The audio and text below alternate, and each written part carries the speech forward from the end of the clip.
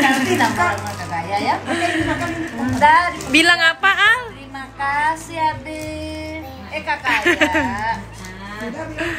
Udah Dinda WA.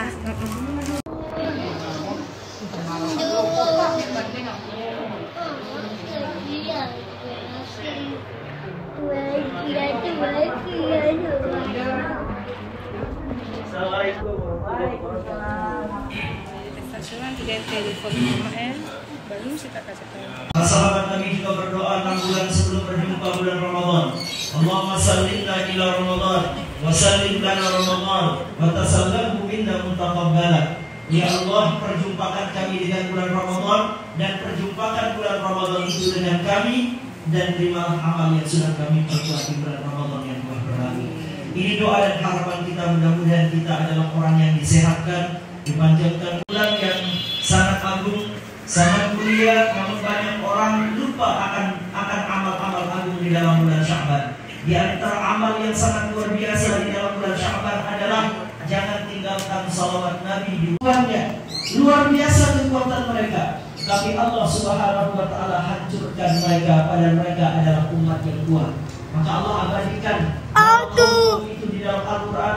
Ada yang dihancurkan dengan petir, ada yang dihancurkan dengan angin, ada yang dihancurkan dengan tsunami, ada yang dihancurkan dengan gempa bumi, sehingga selesailah kehidupan daripada umat-umat yang sudah berlalu. Nah, maka oleh karena itulah kita sebagai umat Nabi Muhammad harus banyak mengambil pelajaran dari umat-umat sebelum kita.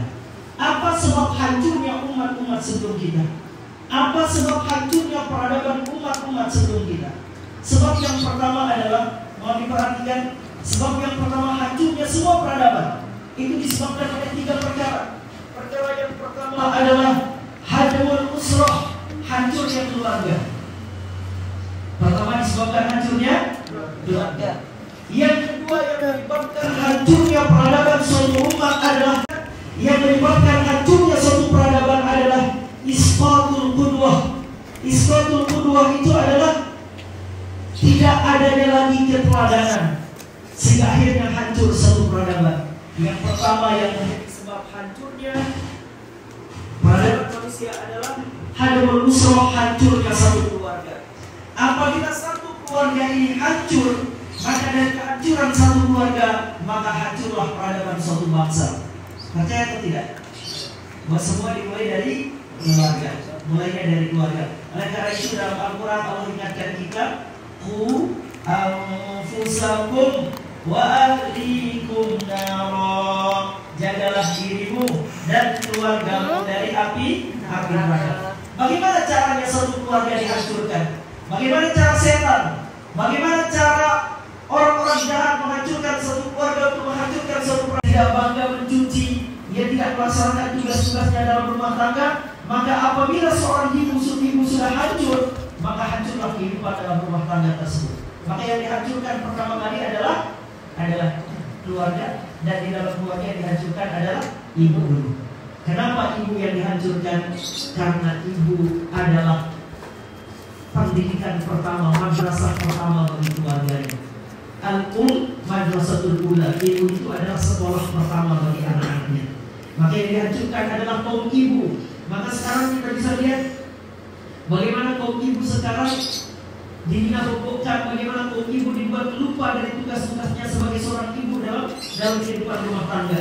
Sekarang ibu lebih sering jalan-jalan, lebih sering shopping, ya enggak? Lebih sering shopping, lebih sering jalan-jalan, lebih sering karaokean, daripada kemudian sibuk untuk memikirkan apa yang seharusnya menjadi tugas dan kewajiban dia. Karena salah satu langkah awal untuk menghancurkan suatu peradaban itu adalah menghancurkan rumah tangga. Setelah dari rumah tangga tadi dimulai dengan menghancurkan ibu di dalam rumah tangga tersebut. Kemudian banyak sekali di zaman dulu sampai zaman sekarang yang sebab hancuran peradaban itu adalah ketika kemudian para wanita pada saat itu lupa tugas utamanya sebagai ibu dalam rumah tangga. Banyak sekarang wanita karir, dia bekerja di kantor, dia enggak bekerja di bank, bekerja di satu perusahaan. Pada akhirnya kemudian mereka lupa tugas utama mereka, bahwa mereka diciptakan Allah sebagai ibu rumah tangga, sebagai pengurus rumah tangga. Ketika pulang dia sudah capek, tidak sempat mengurusi suami, tidak sempat mengurusi anak-anaknya, tidak sempat mengurusi keluarga. Ia sibuk kemudian bekerja di kantor, ketika pulang, ia sudah lelah hati, sudah capek. Tugas utama di dalam rumah tangga tidak dijalankan.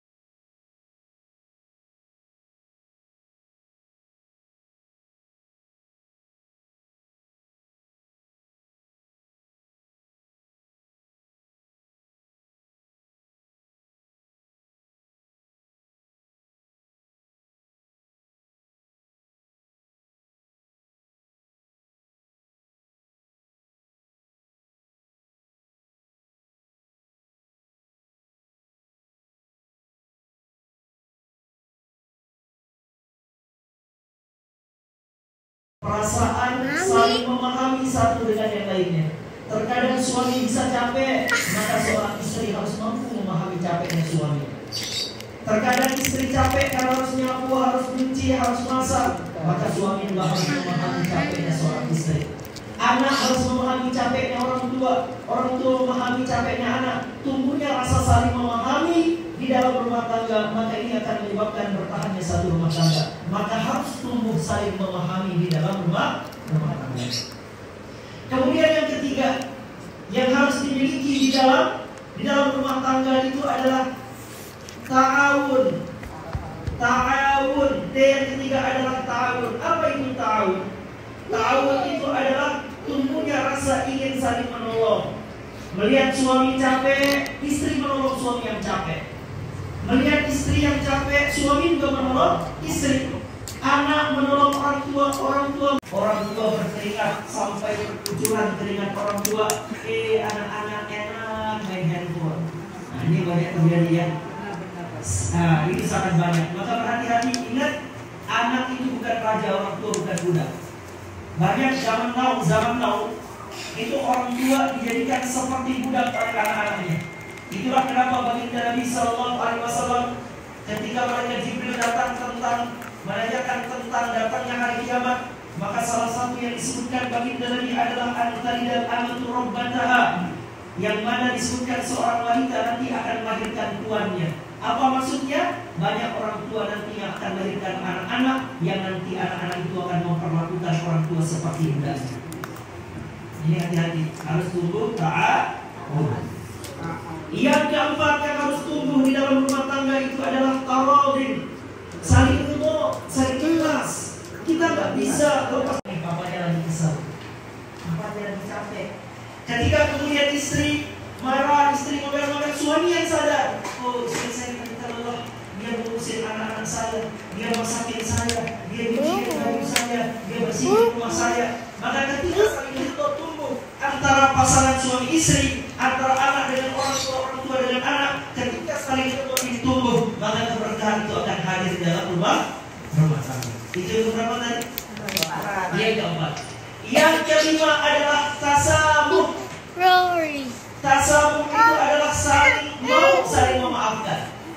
Mau saling mengerti, saling memaafkan. Oh, tadi saya udah bikin salah istri saya tadi, nggak apa-apa saya maafin. Jadi kita saling maafin. Jangan saling dendam.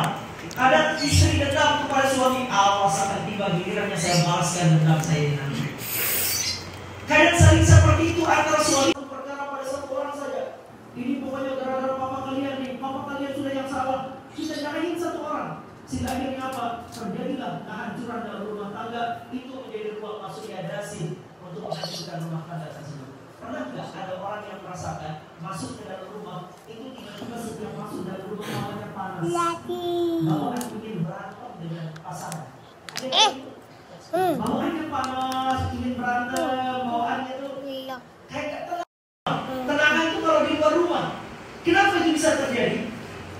Terjadinya hal itu adalah karena terbukanya ruang-ruang yang mana ruang itu dimasuki oleh dasi.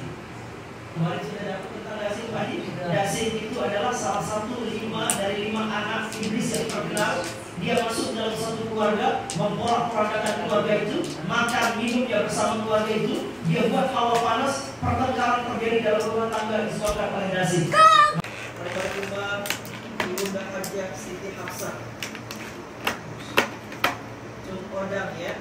Kita doakan beliau mudah-mudahan Allah Subhanahu wa taala jadikan alam kubur beliau sebagai taman dari taman-taman surga. Mudah-mudahan Allah Subhanahu wa taala berikan beliau nikmat kubur, Allah berikan cahaya, Allah